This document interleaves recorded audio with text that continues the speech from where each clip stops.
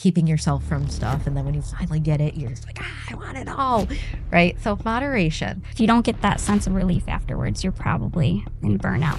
Taking energy from the rest of our brain, the parts that actually solidify memories, are going straight into survival mode. What do you like to eat for breakfast? And I was so embarrassed. I was like, I love pancakes. Now, it's not the what meditation actually is bringing your focus back to where you are right now and what you have control over. Taking those deep breaths in and deep breaths out, slow and controlled, and just focusing on that breath is to relax a little bit, because if you're not relaxed, then you're not able to retrieve those memories. But you still didn't do that well. You tried your best. That doesn't mean you're unsuccessful. Positive self-talk. Why is it so easy to tear ourselves down? You are you, and people love you for who you are. Hi, everybody. I'm C.A.R.E. Edsel, financial aid counselor here at Alfred State and your host of Tuesday Talks. Today is episode 4, and I can't believe we're talking about finals already. The semester goes by so fast. So today we're going to get right to it with Mallory Wynett. She is the coordinator of Wellness education. I do financial education, so I always want to say financial wellness, and I'm like, no, we're talking about mental health here. Hey, wellness, right? In general. In general, yeah.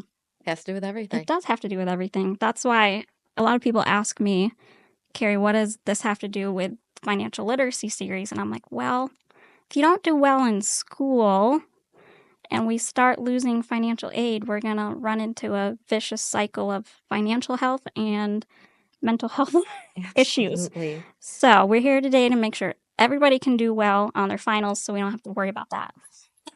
Absolutely. And it's things that we can all use in our everyday lives, not just for, finals, but Yeah. it's definitely a good place to start because that is an extreme stressor in many people's lives. Working at a college, I forget that I'm not a student sometimes, and I start thinking about finals week, and I'm like, C.A.R.E., you don't have to do anything. Like, calm You've down. had your time. I It's did have my okay. time. But we here have our own deadlines as employees. So Absolutely. I'm doing like 5 things at the end of this month: another podcast, an in-person session. I'm doing a webinar for the whole Northeast of financial aid counselors. So I'm feeling the students right now. Yes. It's like final project season, and I'm also need to learn today.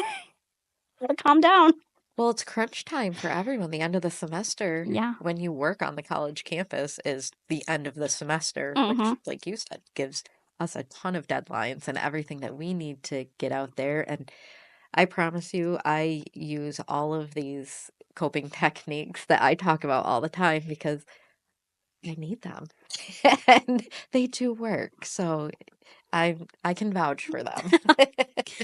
So, since we're talking about all the things we're getting to, how do you detect burnout? How do you know when it starts being too much for you? That it can manifest in so many different ways, each individual person. But when we look at it, we can notice some key symptoms that people may all of a sudden realize aren't the norm for them. Say you're getting enough rest at night, you're getting your full, which is recommended 7 to 9 hours for college students, right? So you're getting all that rest that you need at night and you feel as though you're sleeping quite well. However, you're still tired throughout the day and mentally tired, physically tired, right? Also, lack of motivation. You kind of make it to this point in the semester, and all of a sudden you're like, you know what? I just don't care anymore. What's the point? I'm so sick of working so hard that I give up. Right. So that and lack of motivation for any part of your life, not just academics, but also your personal life or things that you used to take joy in. You don't want to do anything. You just want to kind of get away from all. There's also physical symptoms. We get the headaches, just any stressor. You can deal with that headache or the muscle aches or gastrointestinal issues, right? Like acid reflux or diarrhea or just all these physical symptoms. Increased irritability, negative thoughts, it's just all of these feeling like too much is on you at once and you just are feeling so overwhelmed. Those are absolute signs that you should be noticing if you're starting to get burned out. Mhm.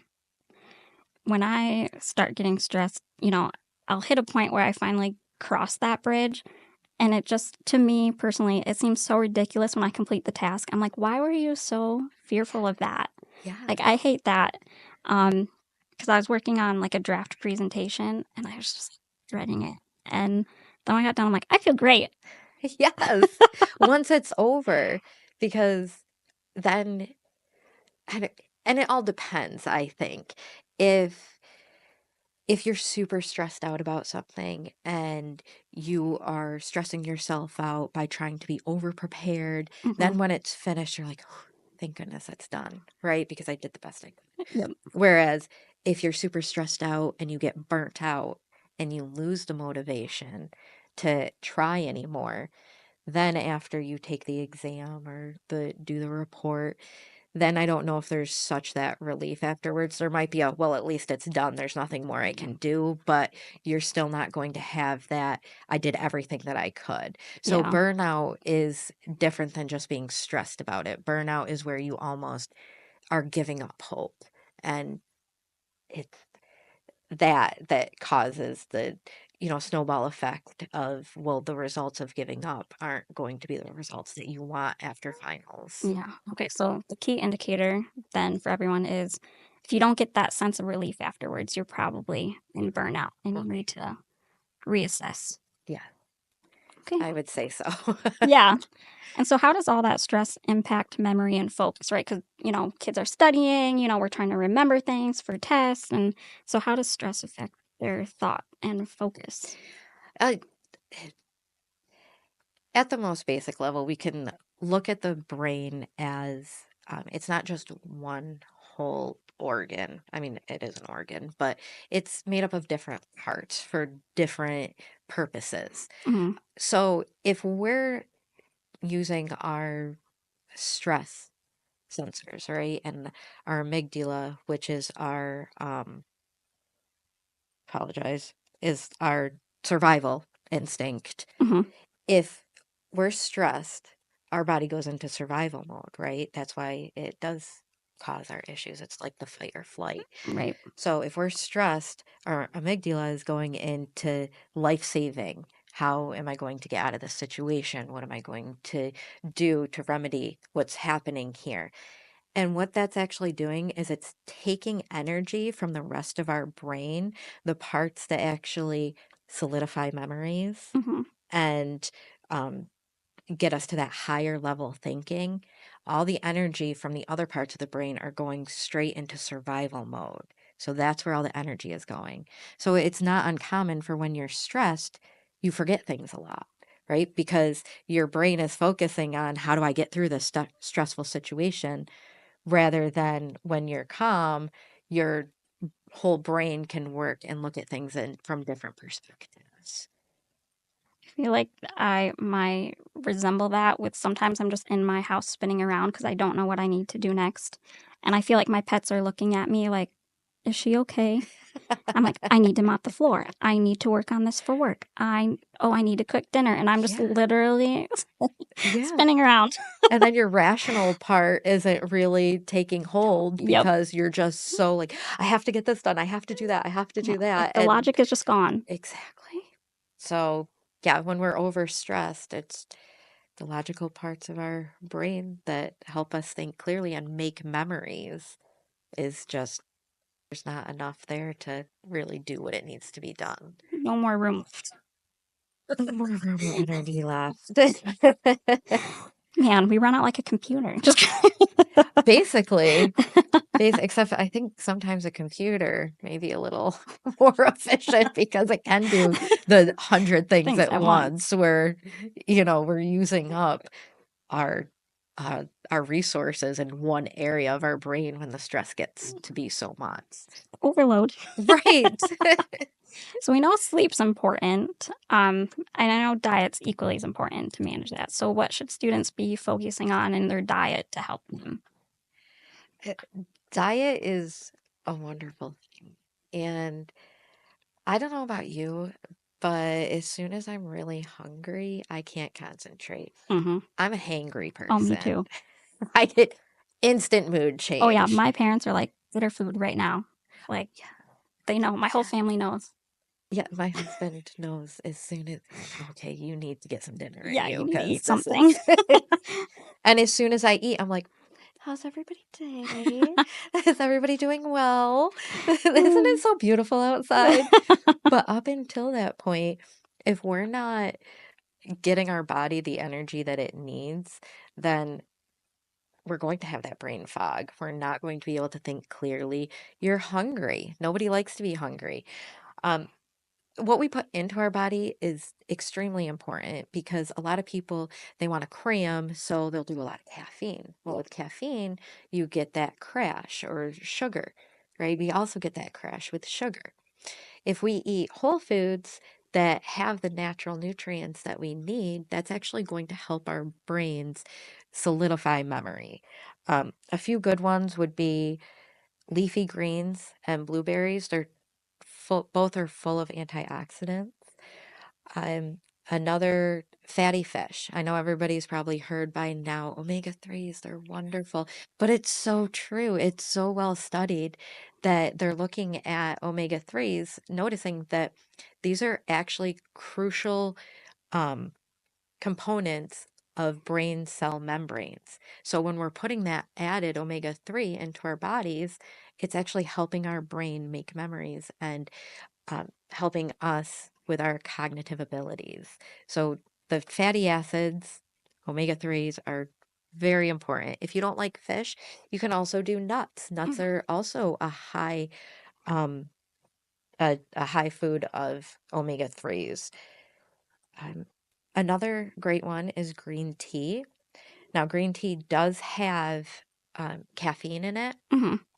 not as much as coffee, or actually sometimes it does have coffee depending on the kind you get. But what it also has is what's called L-theanine, and this L-theanine makes you feel relaxed, but also more alert. Okay. So you're not just getting the alert from the caffeine, Mhm. you're getting alert, but also relaxed to where you can make those memories and really study more. Uh, eggs. Eggs are a good one because of the choline. Um, choline reduces inflammation in the body and it actually helps with cognitive decline. So it's going to help our brains just keep that cognitive ability that we need so much to think at that higher order. Uh, and basically, I mean, if it's a whole food, you're gonna get some benefit from it. It's the pastries and the donuts that All the things we want to reach for when we're stressed, but they taste so good. absolutely those comfort foods, right? Why are they called comfort foods? They don't really comfort you. I mean, They they do, they do, do. When I was sitting on the but couch just eating a whole thing of mac and cheese, but they however, don't technically help your brain function or no, help you no, relax. exactly. They just make you feel bad about yourself, but it tastes Those taste so good. yeah. So just be picky about your diet. I mean, you can have in moderation, obviously, everything in Yeah, moderation. everything's good in moderation. Absolutely. Don't make it so that you cannot have those things because Right. then you open up a whole world of issues of keeping yourself from stuff. And then when you finally get it, you're just like, ah, I want it all. Right. So moderation, but Yeah. try and rely heavily on the whole foods. Yeah, I've been seeing a dietitian actually because I have a lot of food allergies, Hmm. so it's hard to make sure I'm getting all the right nutrients. Right. And she was like, "What do you like to eat for breakfast?" And I was so embarrassed. I was like, "I love pancakes." And she's like, "Do not be embarrassed about that. Like, it's okay to tell me Right. that." And she's like, "You love pancakes, just make them a healthier way." Hmm. So I've been using like actually cottage cheese a lot as a replacement for like the liquids Yep. and honey and coconut oil. And so I've just learned a different way to make the things that I love in a better Absolutely. way. See, that's So that. there is a way you can still have the sweets, just use like natural things like honey as a sweetener and stuff like that. Oh, I use honey and maple syrup for everything. Yeah, and it Like tastes real maple syrup right. Yep. because I'm like, yes, processed sugar isn't good, and I know that syrup is a lot of sugar. However, it's natural. Mhm. I'm going to count it as being okay, Yep. better than the other Yeah, stuff. and just in moderation as Yeah. usual. Small little changes, like you Yeah. said. It's amazing how you'll notice that how much clearer you think and Mhm. how much better your body just Oh, works yeah. in general. I've definitely felt better, like, less bloated, less Yes. brain fog, so, like, yeah, I'm not just focusing on how awful I feel, I'm now Right. able to focus on more things.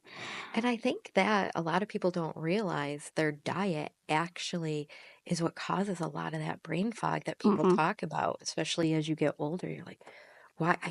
What's that word? I can't think of it, right? Yep. And it's in general just these thoughts that we're trying to get out, but we can't because of the heavy brain fog. Yes. But it really is all this processed food that we're eating nowadays that it's difficult not to, but you can actually find joy in making things at home and making things from scratch and Yep. tweaking them just the way you like while using natural ingredients. Yep, I love baking and cooking, so, like, it's definitely brought me back to something that I love because now I'm finding new ways. It's more exciting now because, Right. you're used to the same recipes, you do the same things. But now that I found new things, I'm like, ooh, I wonder how I can do this or that with, a Yeah, better um, food source than, yeah, just like straight sugar or what have you. absolutely. It's fun. It is You fun. can make it fun and interesting Yep. And if and you have a family, it's fun to bake together. And, absolutely. you know, it reduces stress for me to bake because it's something I have to do. So, Yeah. I know I have my two toddlers baking with me all the time, so they love it and they can crack an egg like you wouldn't believe. So that's so cute. I love it. So, speaking of doing things we love, what's a way to balance, studying with your social life and self care? Because obviously, we still need those things. We don't want to just study for 2 weeks and, not pay attention to, ourselves and our friends and family. Right. It is a balancing act, like you said. How do we balance it? And a lot of people think, um, okay, I have these exams coming up. I need to lock myself in my room and just study, study, study. Oh, you guys are going out tonight? No, I can't make it. I have to study. That's actually that can lead to burnout really bad. Um, and again, if you're overflowing your brain with stressing out about studying and these exams, and you're not going to retain it all that well. However, taking the breaks necessary, it's very important to know when to say no and when to prioritize. Mm, But sometimes your mental health and just going out and having fun should be the priority because we need that balance in our lives. We need to be able to have a clear enough mind to focus on the things that we're studying. mhm, And in order to do that, we need to find joy in outside places like activities or just hanging out with friends. Or it's really important. We have so many things going on around campus, right? Pick two activities the week before finals and just go and do them just to relax, just to recharge yourself. It's so important to do the things that you love to keep the balance in your life and yeah, not getting overly stressed, and it it really brings your mind to an even place where work hard, play hard, right. right? um you can't just work hard because you're going to burn yourself out, so you need to let go sometimes. Would you say, like, if you're like, oh man, I really need to study, is there any proof that, like, studying in a group is better, has improved people's, Sometimes. yeah, That's a very I know people who love studying in a group. They and it makes sense, right? We're bouncing things off of each other. If we're in yeah, a group and there's not something I fully understand and we're talking about something and you seem to understand it, I'm like, all right, can you please explain that to me? I've been having a hard time with that. Explain it to me in your terms and try and help me understand. So there's huge benefits mhm, to working in a group, right? Knowledge, right? We can pass our knowledge on to each other. Other people are, myself included. I need a quiet room and I just need to read through my stuff alone because I get very distracted. Uh-huh. So if we're in a group and we start talking about something an hour later, will still be talking off topic because I like to chat. Yep. So I am not good in a group setting. I need to be alone and okay, this is how I study. I read through it, I take handwritten notes, and it's all dependent on the person. If you're a person that can stay on task, I think groups are a great idea. I think it also depends, like, I think you have to know your friends too. Like, I would study with friends in college, but if they were stressed, we were all stressed. Right. Like one person sets the tone. But if Absolutely. somebody was more chill about studying, I felt more relaxed. So I think you have Yeah. to be careful too, like who's in that group.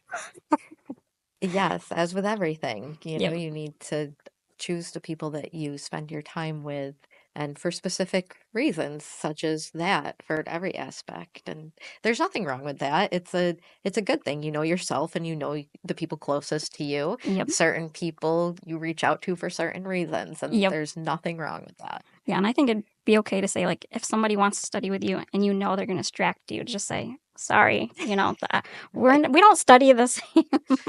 Yeah, not many people ask me to Oh, I study love it.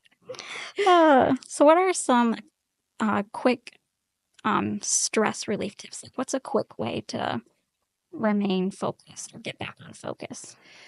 stuff. I do feel the need to point out to people a lot where we are in a time of a lot of people think stress is so bad, stress is so bad.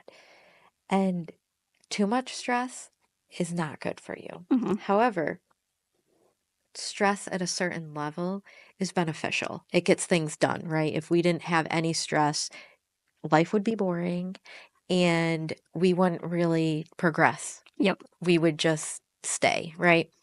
So a little bit of stress is okay. But still, even if whether you have a ton of stress or a little bit of stress, there's a few techniques that, as I was saying at the beginning, that I even use because, the end of the semester, we are scrambling around trying to get everything done, every programs and this and that, right? Um, so a few of them that I really like, and I believe we are going to show just the examples. There will be a link Hmm. along with this video to each of these, just so that people can it's almost like guided meditation. Okay. And I know a lot of people are like, meditation, right? That's not, I, people laugh at me all the time and they're like, "Oh, meditation, right? Yeah. Now, it's not the, right? What meditation actually is bringing your focus back to where you are right now and what you have control over, kind of putting everything else away because when we get stressed, we're thinking of all the what ifs and we have too much on our plate. I still have to do laundry. I have an exam tomorrow. I got to let the dog out.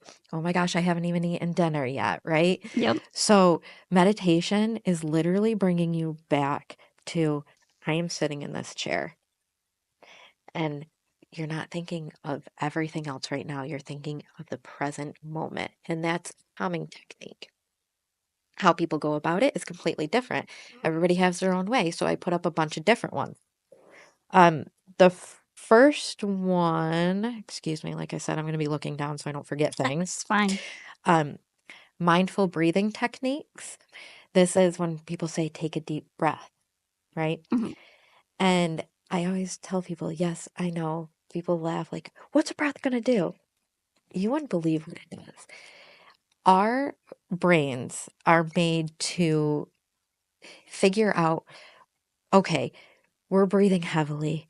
We're really stressed out. I'm in fight or flight now, Yep. right? Something needs to be taken care of. We can actually trick our brains into thinking that we're relaxed, even if we're not, right? So that deep breath is going to go hit our parasympathetic system and it's going to say, hey, calm down. We're not fight or flight right now. You don't need to be firing off all these ideas and trying to get out of harm's way, Right. right? So taking those deep breaths in and deep breaths out, slow and controlled, and just focusing on that breath almost tricks your brain going, okay, we're taking deep breaths. I must be relaxed. nobody's chasing me. Nobody's chasing me, It's fine. right? Everything's okay. I'm gonna calm down now, right? And you're focusing on those breaths. You're just saying, Mhm. breathe in your head, breathe out. And it's kind of putting all those other thoughts away so you can focus more clearly. Like I said, a lot of people laugh, but I promise you, down to the biological level, there is a reason for that. Also, we have this is one of my favorites, the progressive muscle relaxation. And this is when you're really tense, your I muscles. need that. I'm always like, my shoulders are always Yeah, up here, and I'm like, "Carrie, that's put where them I down." hold them, right? Yep. And I feel like, especially when you work in front of a computer a Oh, lot, yeah, because 'cause you're like being like this and mhm. the stress of just doing it, you can do it in many different ways. You can do it seated. I love doing it laying down just because I think it gives me that added benefit of relaxation. And you close your eyes, and there's wonderful techniques that they walk you through. And it's just, they'll start maybe at your feet and your calves, and it kind of works its way up, and it has you tense these muscles like really tight and then let them go so you can feel that release. And you do that for each muscle group. And it not only makes you focus on just your muscles, right? They're telling you, f- um, flex your calves, tense them up really tight. And so you're focusing on that, right? You're not Right. focusing on everything else. You're focusing on that. And then they say, release it. You're like, that feels so good. Right? And then they go up to your thighs and you do the same thing.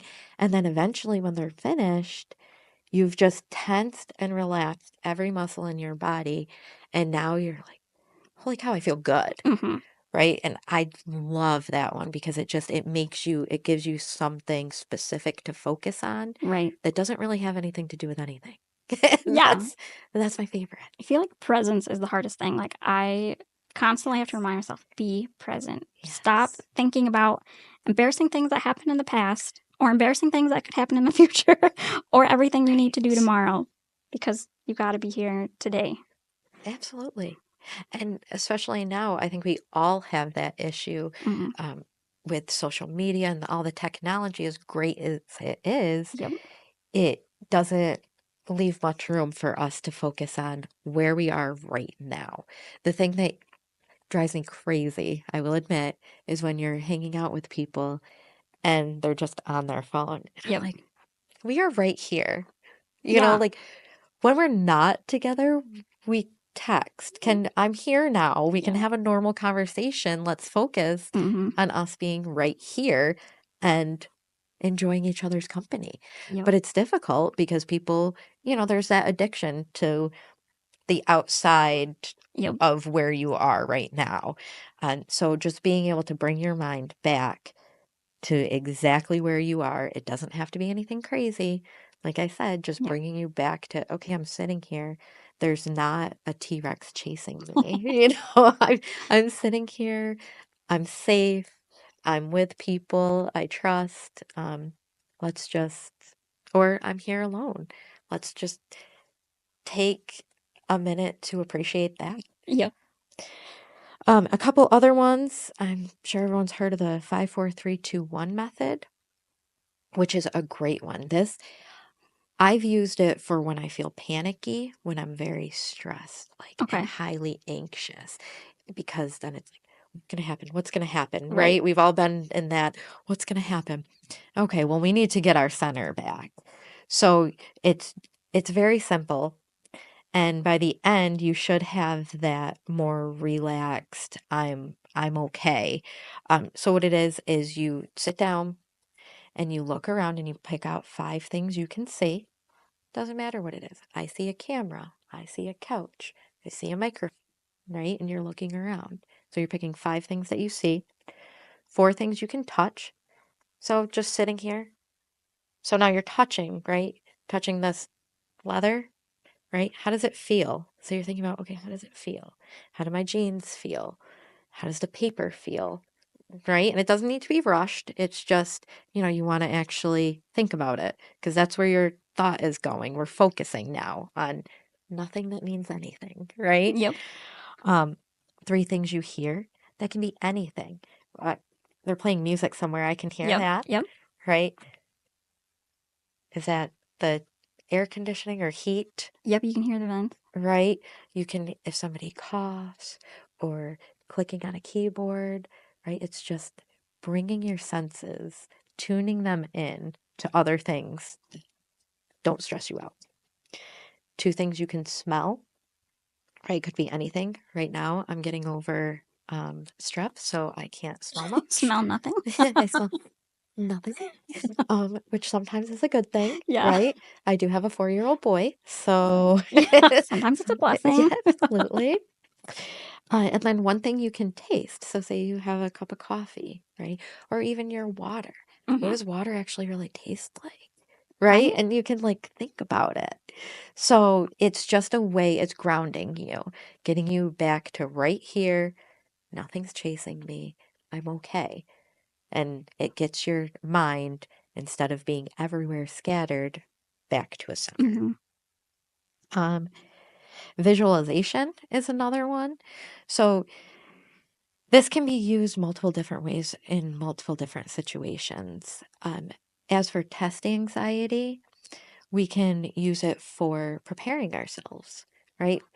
So if you sit down and you actually visualize showing up to the room, because you're more than likely you're going to know what the room looks like. Right. So visualize yourself walking into the room, picking your seat, getting the exam, taking out your pencil, right? How are you going to feel during it? And almost prepare yourself.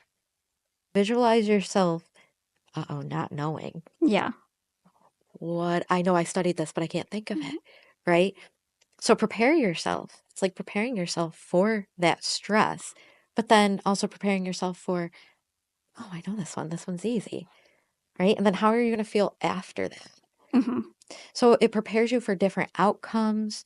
And so it's not so much of a shock Right. afterward. And there's plenty other techniques that you can even just look up, but those are some of my favorites, and they are all linked to Okay. the Yeah, we'll make board. sure everybody can click on them. So if I'm like at the room that I'm going to test at, this is my problem. I like feel calm the day before, but the second I walk into the room, I just start freaking out. What do you do if you're sitting at the desk and, like, let's say you tried imagining, walking in the last month you said, but you still get that like instant anxiety? Is there anything you can do in that moment? Absolutely. You can absolutely do the breathing technique. Mm-hmm. One thing that I always remind people is it's okay to feel your feeling, right? We just want to know how to cope with them. We want Right. to know how to deal with them, because all of these feelings are normal. You are not the only person in that room mentally freaking Yeah, out. probably everybody's in there going, Exactly. But you feel so isolated, alone. right? You Yeah. feel so alone. Like, why am I having these thoughts? It's normal. I promise it's normal. But the only difference is some people know how to deal with these emotions. Right. And taking those breaths before an exam, when you get that exam in front of you and you have that high anxiety, no professor or anyone is going to be like, you cannot shut your eyes and relax. Right? No, you can sit there and you can shut your eyes or not. It's up to you, Yeah. whatever works for you. But if you just remember, we're going to trick our brain into thinking everything's fine. Everything's fine. I'm going to take these deep breaths. I'm going to trick my brain into thinking that I'm going to I'm at the beach side, right? Right. So, and once you relax, remember the key thing is to relax a little bit, because if you're not relaxed, then you're not able to retrieve those memories and Right. that knowledge that you know. Um, so that's definitely one thing. Oh, the other biggest thing, make sure you're prepared. So a lot of Yeah. people will go into an exam and not be prepared. They haven't studied. They Okay, forgot a pencil. Yeah. yeah, forgot a pencil. That's not so easy to come back from, Hmm. because you didn't put in the work. And if you don't know the material, yes, you can try and calm yourself down, but you also didn't prepare. Right. So prepare to the best of your ability. I'm not saying try and do more than what you're capable of. Again, do not put too much pressure on yourself. Yep. Remember that an exam isn't does not determine your worth. Right. It only partially determines how much you can say that you know about the subject matter.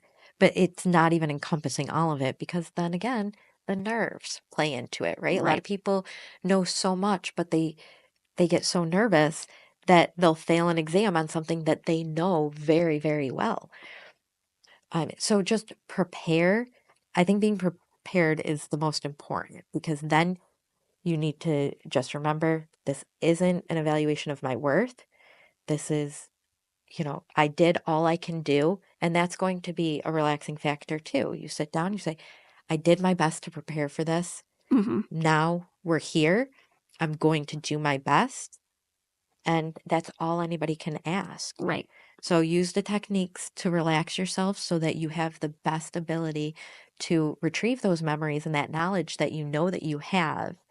And you just try your best. Yeah, I always tell people that's how I define success. Even if you wanted a B, but you got a D, like if you got a good night's sleep, you Yeah. ate a good breakfast, you studied, Yeah. for a couple weeks on and off, but you still didn't do that well, you tried your best. That doesn't mean you're unsuccessful. And it's a good tool to reevaluate what you need to do in the next semester. So, Exactly. Because there, failure isn't end all be all. mm-hmm. It's a chance to grow and to Correct your learn, mistakes. correct mistakes, right? And um, a big thing is also the way we talk to ourselves. So positive self-talk. It's very easy to come down on yourself, right? Mm-hmm. It's why is it so easy to tear ourselves down? But But not talk yourself up. right. So what I tell my kids is, okay, um, if you wouldn't say it to somebody that you love, do not say it to yourself. My love language is what is it like words of affirmation. Uh-huh. It's just I love complimenting people and stuff. Like that's my love language. So for me to constantly be giving my family and friends all these compliments and then when I do something not so great, I'm like, you are horrible. It's like, what? I would never say that to a friend. No. So you can't do that to yourself. And it takes a lot of work. It really does, but it's so worth it in the end because you are you and people love you for who you are.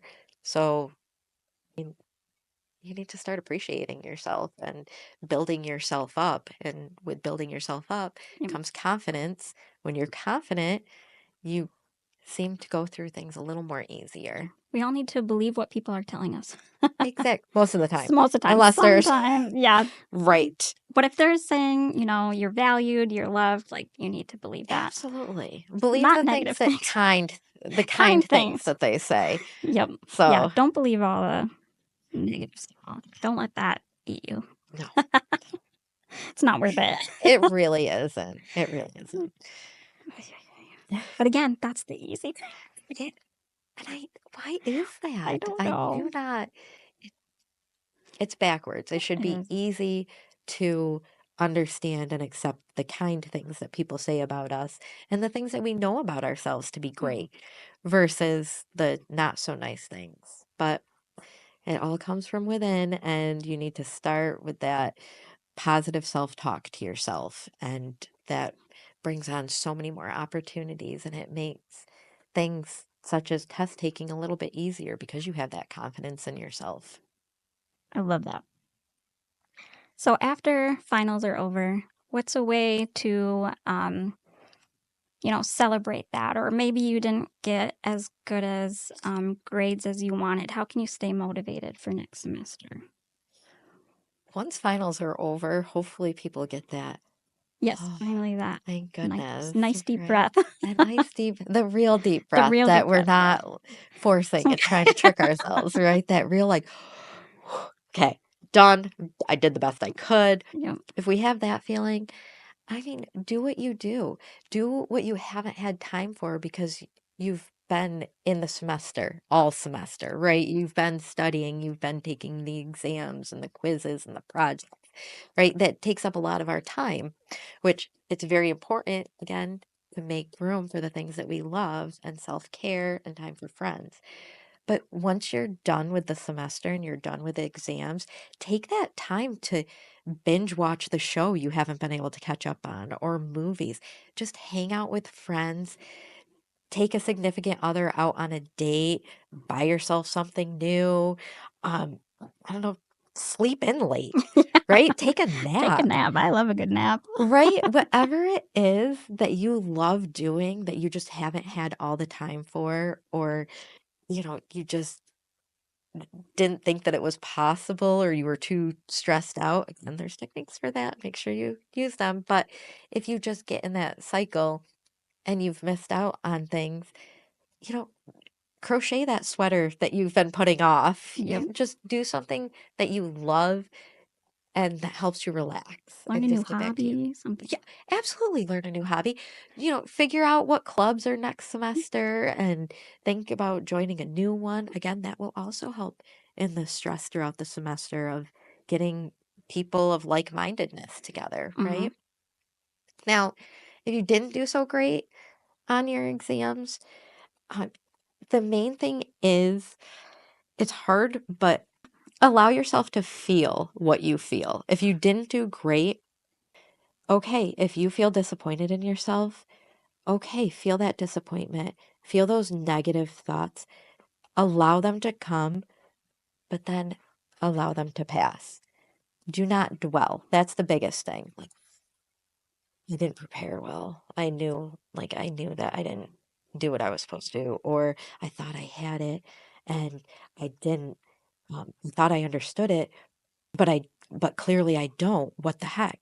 Instead of talking negatively to yourself, like feel that disappointment, but don't dwell on it. Right. Now, let's figure out what we can do for next time.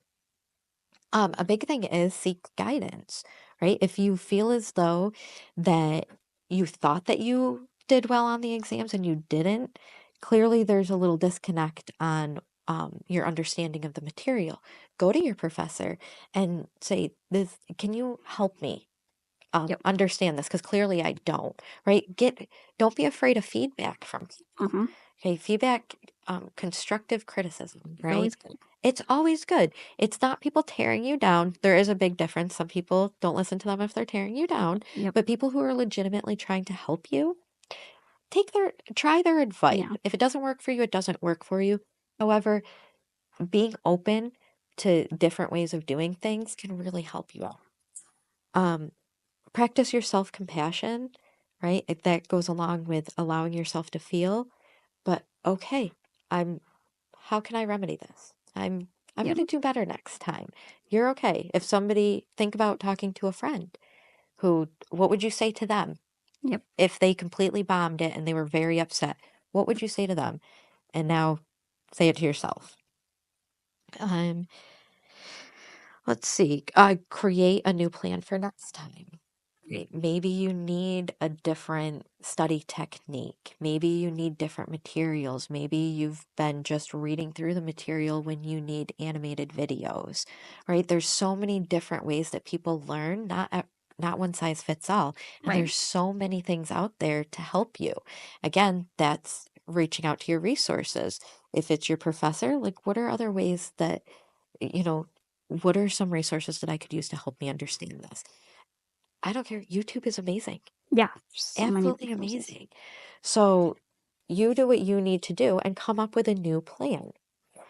Um, Make sure next time you practice, right? And that goes along with the studying. Don't only study, but practice. Take Right. your practice quizzes or exams and um absolutely celebrate small successes because if we're just next time we get into this, right? We had our feelings, we didn't dwell on them, we're starting to feel better about it. Okay, next time I'm just gonna hunker down and study constantly. No, That's don't not do good that to either. yourself. That's That's not not good at healthy. all, right? In order to stay motivated, you need a reason to be motivated. So break it up, right? Do a little bit of studying and then go to a club sport or Yep. Go some take type a of club or walk. take a walk, right? So figure out a different way to tackle the studying for next time. Now, if you thought that you did well and you completely bombed it, clearly what you did wasn't working. And that's okay. Now you Yep. know that that doesn't work. So let's find something that does work. Don't lose that motivation because when you fail something, that's okay. You just know what you don't Right. want and what didn't work. And now the fun begins of finding something new. And when you find the way that you learn, it's amazing. It's like, oh, I love that. Like I get it. When I watch this video or when I write it out, it actually helps me um solidify it in my long-term memory versus just cramming where I don't Yeah. understand it. I'm just, verbatim saying, spitting the words back out. So it's you got to stay motivated, I think. And we're all here to help students be successful. Literally. So we've talked way too much. Sorry. We started talking as soon as we sat down Yeah. outside here. So So I'll leave everyone with this.